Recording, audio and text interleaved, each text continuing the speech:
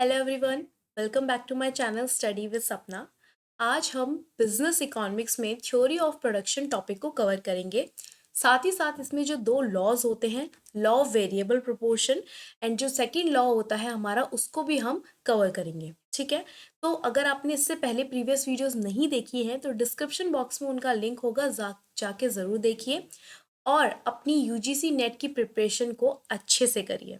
अभी हमारे पास टाइम है, थोड़ा सा और वक्त हमें मिला है, तो अपनी प्रिपरेशन में अपना 100% दीजिए और अपने बेस्ट देने के साथ साथ अपनी पढ़ाई को कंटिन्यूस रखिए।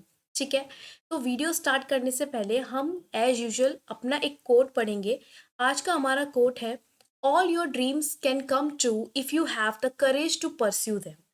आपके हर एक सपने पूरे हो सकते हैं अगर उनको अचीव करने का, उन्हें रियलिटी में कन्वर्ट करने का आपके अंदर करेज है। ठीक है, तो अपने जो भी टास्क हैं, जो भी आपका एम है, उसे अचीव करने के लिए ना करेजियस बनिए। उसके लिए छोटे छोटे स्टेप्स लीजिए जो आपके एम को आपके और नज़दीक लेकर आए। ठीक है, तो इसी के साथ हम स्टार्ट करते हैं हमारा आज का topic, which is theory of production. देखिए, थ्योरी ऑफ प्रोडक्शन क्या कहता है।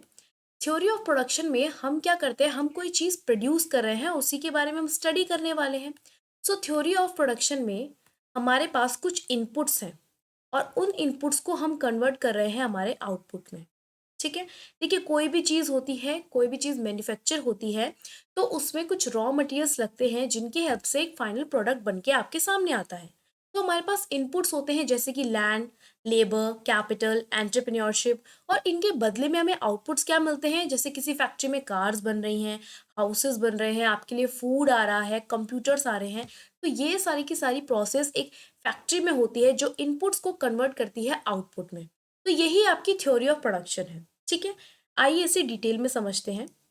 सो कंसेप्ट क्या कहता है, production is a process of combining various inputs to produce an output for consumption. हमारे कंजम्पशन के लिए जब बहुत सारे इनपुट्स को हम मिला देते हैं ताकि हमारे कंजम्पशन के लिए एक आउटपुट निकल कर आए, उसे हम कहते हैं प्रोडक्शन का प्रोसेस। ये एक ऐसा प्रोसेस जहाँ पे सिंपली आप इनपुट्स इनपुट्स को कन्वर्ट करते हैं हमारे आउटपुट में। ठीक है ना, कोई भी चीज़ मैन्युफैक्चर हो रही है तो उसमें आप कुछ रॉ मटेरियल डालेंगे, देन मशीन में वो चीज़ वर्क करेगी और उसके बाद आउटपुट निकल कर आपके सामने आएगा। इस डायग्राम में भी आप देख सकते हैं कि लेबर और कैपिटल की हेल्प से कुछ इनपुट्स यूज़ किए गए और कुछ प्रोडक्टिविटी की, और सामने हमारे पास ये आउटपुट है। देखिए, ये चीज़ें मैन्युफैक्चर होकर आई हैं, है ना। तो इसी प्रोसेस को हम क्या कहते हैं, प्रोडक्शन। अब हमारे पास आता है प्रोडक्शन फंक्शन। प्रोडक्शन फंक्शन क्या होता है, एक टेक्निकल रिलेशनशिप होता है इन इनपुट्स और आउटपुट्स के बीच का। जो रिलेशनशिप हम स्टडी करते हैं उसे हम कहते हैं प्रोडक्शन फंक्शन। देखिए, जैसे कि हमारे पास जो इनपुट्स हैं वो क्या है, लैंड, लेबर, कैपिटल, ये सारे हमारे इनपुट्स हैं, है ना। इस तरीके से हम इन्हें डिनोट कर रहे हैं, लैंड एंड कैपिटल, और इन इनपुट्स की हेल्प से जो आउटपुट निकल के आ रहे हैं, इसकी रिलेशनशिप को हम कहते हैं प्रोडक्शन फंक्शन। हमारे पास जो इनपुट्स होते हैं वो दो तरीके के होते हैं, fixed inputs and variable inputs. Fixed inputs जो बिल्कुल फिक्स्ड है, जिन्हें आप बिल्कुल छेड़ नहीं रहे हैं, आप बिल्कुल टच नहीं कर रहे हैं, वो जैसे हैं वैसे के वैसे ही हैं। वेरिएबल का मतलब क्या है, जो चेंज होते रहते हैं। ठीक है, तो फिक्स्ड इनपुट्स का मतलब क्या है, the factors of production that is carry out the production is called inputs. और इसमें दो तरीके के इनपुट्स हैं, वेरिएबल एंड फिक्स्ड। ठीक है, अब जो फिक्स्ड इनपुट्स होते हैं वो क्या होते हैं, जो सेम रहते हैं, शॉर्ट पीरियड में जो सेम रहते हैं। देखिए, जो वेरिएबल इनपुट्स होते हैं वो क्या होते हैं, वो according to volume of outputs क्या करते हैं, वेरी करते हैं, यानी कि चेंज होते हैं। ठीक है, तो जब इनपुट्स चेंज होते हैं उन्हें कहते हैं वेरिएबल इनपुट्स, लेकिन जब वो फिक्स्ड होते हैं उन्हें हम कहते हैं फिक्स्ड इनपुट्स। फिक्स्ड इनपुट्स पे जो भी कॉस्ट लगती है that is known as fixed cost, और वेरिएबल इनपुट्स पे जो कॉस्ट लगती है that is known as variable cost. जैसे कि अगर सपोज करिए कि आप एक पेन मैन्युफैक्चर कर रहे हैं तो उसमें आपका मटेरियल कम लगेगा, लेकिन अब जब थाउजेंड्स में आप प्रोडक्शन कर रहे हैं तो उसमें आपका रॉ मटेरियल ज़्यादा लगेगा।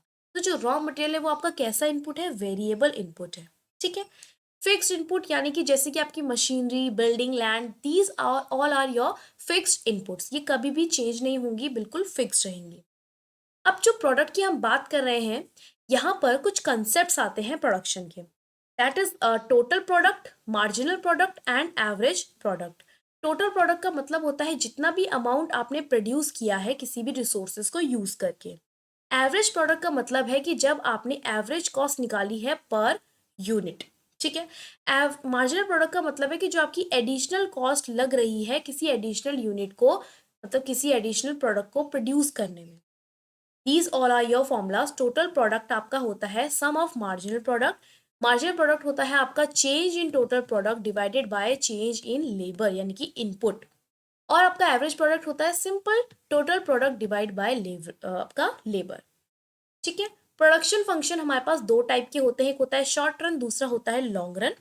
शॉर्ट रन होता है जहाँ पे इनपुट्स को कांस्टेंट रखा जाता है, और लॉन्ग रन में आपके इनपुट्स क्या होते हैं, वेरी करते हैं, चेंज करते हैं। तो शॉर्ट रन में जो हम लॉ पढ़ते हैं that is known as law of variable proportion. वही जो हम लॉन्ग रन में लॉ पढ़ते हैं उसे हम कहते हैं law of returns to scale. इसी दो लॉज की हम बात कर रहे थे, इन्हीं दो लॉज को हम अपने इस वीडियो में कवर करने वाले हैं। तो यहाँ पर आपको एक डिफरेंशिएशन दे रखा है कि शॉर्ट रन प्रोडक्शन फंक्शन क्या होता है, लॉन्ग रन प्रोडक्शन फंक्शन क्या होता है। शॉर्ट रन प्रोडक्शन फंक्शन वो प्रोडक्शन फंक्शन होता है जिस पीरियड में जो फैक्टर्स ऑफ प्रोडक्शन होते हैं वो कुछ फिक्स्ड होते हैं और कुछ क्या होते हैं, वेरिएबल होते हैं। लेकिन लॉन्ग रन में आपके पास सारे के सारे फैक्टर्स क्या होंगे, वेरिएबल होंगे, क्योंकि शॉर्ट रन में देखिए आपके बहुत लिमिटेड टाइम है, इसीलिए आप अपने फिक्स्ड वेरिएबल्स को नहीं छेड़ेंगे, तो इसलिए वो कांस्टेंट रहते हैं। लेकिन जो आपके इनपुट्स ऐसे हैं जिन्हें चेंज किया जा सकता है उनके साथ आप छेड़छाड़ करते हैं। लेकिन लॉन्ग रन में आपके पास बहुत सारा टाइम है, तो आप हर एक वेरिएबल को क्या कर सकते हैं, चेंज कर सकते हैं, हर एक इनपुट्स को आप क्या कर सकते हैं, चेंज कर सकते हैं। इसीलिए शॉर्ट रन प्रोडक्शन फंक्शन में टाइम कम होने की वजह से हम सिर्फ और सिर्फ वेरिएबल इनपुट्स को ही छेड़ करते हैं, उनके साथ ही छेड़छाड़ करते हैं। लेकिन लॉन्ग रन में हम हर टाइप के वेरिएबल्स को चेंज कर सकते हैं। ठीक है। अब पढ़ते हैं पहला अपना लॉ ऑफ वेरिएबल प्रोपोर्शन। लिखिए law of variable proportion, variable मतलब चेंज, तो प्रोपोर्शन में चेंज आने की वजह से एक लॉ क्रिएट हो गया। ये लॉ क्या कहता है कि अदर थिंग्स कांस्टेंट रखने पर, अदर थिंग्स बीइंग कांस्टेंट, जब हम वेरिएबल इनपुट जो हमारा होता है उस वेरिएबल में जब हम चेंज करते हैं, कुछ इंक्रीज करते हैं, तो उससे जो हमारा टोटल प्रोडक्ट है शुरू में तो अच्छे रेट से इंक्रीज होता है, उसके बाद वो डिमिनिशिंग रेट से इंक्रीज होता है, और उसके बाद वो डिक्लाइन करने लग जाता है। फॉर एग्जाम्पल, आपके पास 10 एकड़ लैंड है और उसमें आपने 1 यूनिट ऑफ लेबर लगाया है प्रोडक्शन के लिए। 10 एकड़ की जमीन है, उसमें सिर्फ एक लेबर काम कर रहा है, तो जो आपका रेशियो बनेगा क्या बनेगा, 10:1, है ना।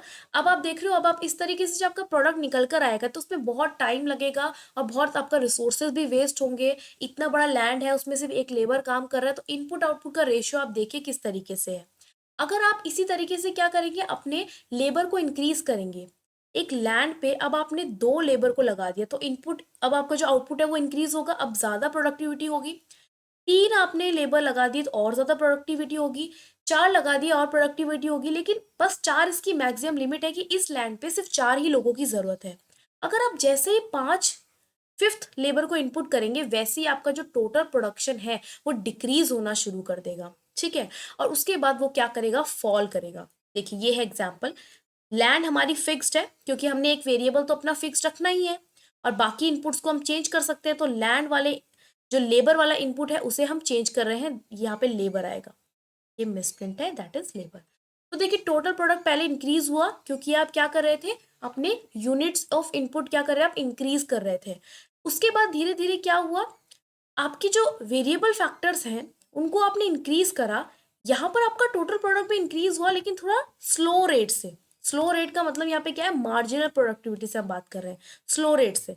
फिर एक टाइम ऐसा आया जब वो जीरो पे आ गया, और एक टाइम ऐसा आया जब वो नेगेटिव हो गया। यही आपका लॉ ऑफ वेरिएबल प्रोपोर्शन है कि इनपुट में चेंज करने की वजह से जब टोटल प्रोडक्ट में चेंज आता है, that is known as your law of variable proportion.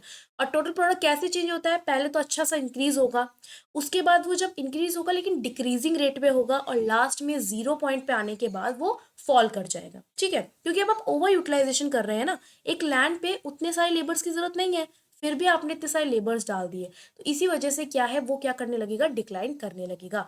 तो ये है आपका stage 1, stage 2, and this is your stage 3। ठीक है। तो यहाँ पर पहले आपका जो टीपी है वो इंक्रीज करेगा इंक्रीजिंग रेट से, फिर टीपी इंक्रीज करेगा डिक्रीजिंग रेट से, और उसके बाद आपका टीपी क्या करेगा, फॉल, टीपी फॉल करेगा। ये देखिए, और इसे हम कहते हैं पॉइंट ऑफ इन्फ्लेक्शन, जहाँ पे से आपकी सेकंड स्टेज स्टार्ट होती है, फर्स्ट स्टेज खत्म होती है। That this is known as your increasing stage, increasing return, diminishing return and negative returns. ठीक है। तो ये उसी का एक्सप्लेनेशन है, मैंने तीनों डिटेल में एक्सप्लेन कर दिया है, आप इसे डिटेल में पढ़ सकते हैं, तीनों स्टेजेस को, हर एक स्टेज को डिटेल में यहाँ पे एक्सप्लेन किया गया है।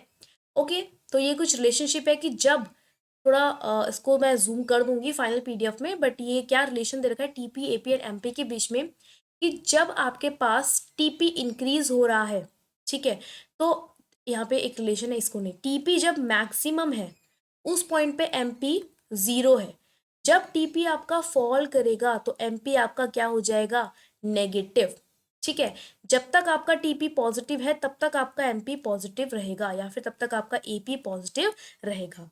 ठीक है, इस तरीके से यहाँ पर आपके रिलेशनशिप बताया हुआ है। ओके, मेन ये वाला रिलेशनशिप टीपी रिलेशनशिप जो आपका इंपॉर्टेंट है, that is TP and MP.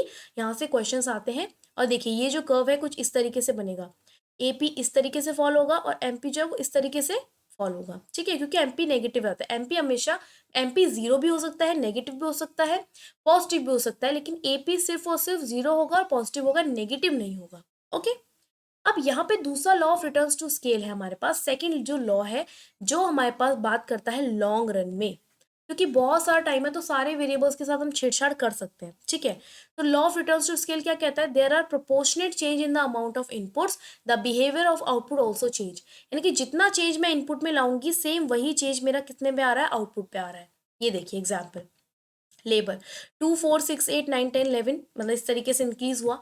देखिए यहाँ पे 2 रेशियो से इंक्रीज हो रहा है मेरा लेबर, कैपिटल मेरा 1 रेशियो से क्या हो रहा है, इंक्रीज हो रहा है। अगेन ये 2 से हो रहा है, ये 1 से हो रहा है, तो देख लो हमेशा रेशियो क्या बन रहा है आपका, 2:1, इस तरीके से, है ना।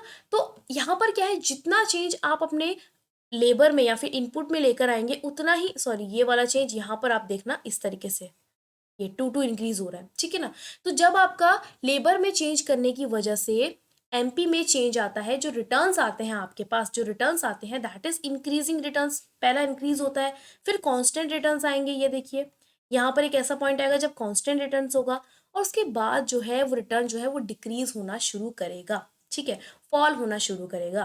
तो ये आपका law of return to scale है। सिंपली इसमें 3 रिटर्न्स हैं, इंक्रीजिंग, कांस्टेंट, डिक्रीजिंग, कि जैसे जैसे आपने लेबर को इंक्रीज किया वैसे वैसे आपका पहले तो क्या हुआ, इंक्रीज हुआ, रिटर्न जो आपको मिल रहे हैं आउटपुट इंक्रीज हो रहे हैं, फिर उसके बाद वो एक कांस्टेंट लेवल पे जा रहे हैं, बट उसके बाद वो डिक्रीज हो रहे हैं। इसका graph I think I have missed that picture, but it will be like this, this and this.